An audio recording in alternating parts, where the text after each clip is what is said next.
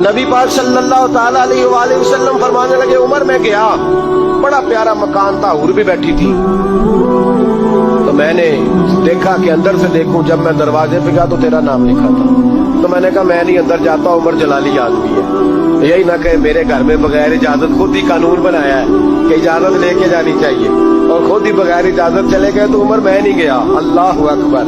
عمر اتنا روئے کہ ان کی آواز آنے لگی، جب بندہ کھل کے روتا ہے تو آواز نکلتی ہے، اتنا روئے کہ آواز آنے لگی، کہنے لگے یا رسول اللہ میں اونٹ چرانے والے کا بیٹا، اگر مجھے اللہ نے جنت میں مکان دیا ہے تو وہ تو آپ کے قدموں کی برکت۔ جناب عمر کہتے ہیں جب میں خلیفہ بنا تو تیسرا دن تھا، میرے پاس 3-4 چھوٹی چھوٹی بچیاں آئی، کہنے لگے آپ خلیفہ ہیں؟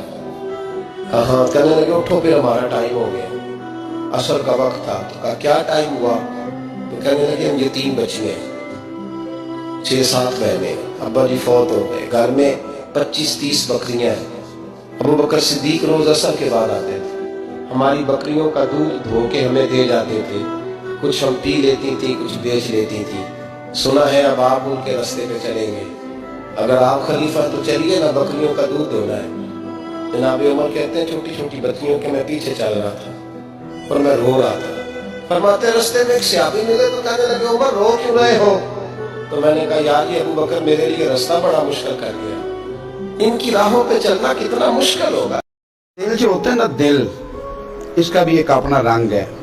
دل کو عربی میں قلب کہتے ہیں، قلب کہتے ہیں الٹ پلٹ ہونے والی چیز کو، یہ سویرے کہیں ہوتا ہے، دوپہر کہیں اور ہوتا ہے، شام کو کہیں، یہ الٹ پلٹ ہوتا رہتا ہے۔ وہ شاعر نے کہا تھا کہ درد اگرچہ جان گزل ہے، کروں کیا کہ یہ دل ہے، رمیش کا اگر نہ ہوتا تو پھر غم روزگار ہوتا۔ یہ الٹ پلٹ ہوتا رہتا ہے، اس کے اندر چیزیں پیدا ہوتی رہتی ہیں، یہ کبھی کچھ سوچتا ہے، کبھی کچھ چاہتا ہے، کبھی کچھ کہتا ہے، کریں کیا اس کا؟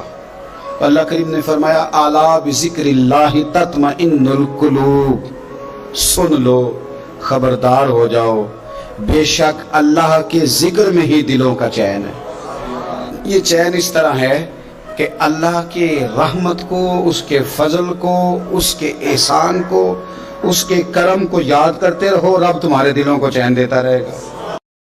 میں نے کچھ لوگوں کو دیکھا ہے اگر کوئی نیک کام کر لیتے ہیں نا تو پھر وہ کہتے ہیں کہ میں نے کیا ہے، ساری دنیا فوراً یہ کرے۔ آپ یہ کیوں نہیں سمجھتے کہ رب نے آپ کو توفیق دی ہے تو آپ عاجز ہو جائیں اللہ کے بندے، آپ عاجزی اختیار کریں۔ وہ کہتے ہیں چونکہ میں کرتا ہوں لہذا میں اب اتنا بڑا آدمی ہوں تو فلانے فلانے فلانے فلانے بندے تو ٹھیک ہی نہیں۔ حضرت سعدی شیرازی کہتے ہیں کہ تہجد کا ٹائم تھا، پرانے زمانے میں لوگ مسافر اکثر رات مسجدوں میں آ کے گزارتے تھے، تو کہتے ہیں مسجد میں لوگ سوئے ہوئے تھے، سارے تہجد کا ٹائم تھا، میں تہجد کی نماز پڑھ رہا تھا، میرے والد بھی ساتھ تھے، میں نے اپنے ابا جی سے کہا یہ دیکھو کتنے بد نصیب ہیں، نفلوں کا ٹائم ہے اور یہ سوئے ہوئے۔ تو فرماتے ہیں میرے والد کہنے لگے کہ کاش تو بھی سویا ہی رہتا، لوگوں کے کپڑے تو نہ پھاڑتا۔ او خدا کے بندے اگر تو نے پڑھی ہے تو تیرا اور رب کا رشتہ ہے، اس کی بنیاد پر تو دوسروں کو حقیر جاننے لگ گیا۔ علم پڑھے دامان نہ کریے ماتا کی میں پڑھیا، او جبار کہار کہاوے مت روڑ دے دودھ کڑیا۔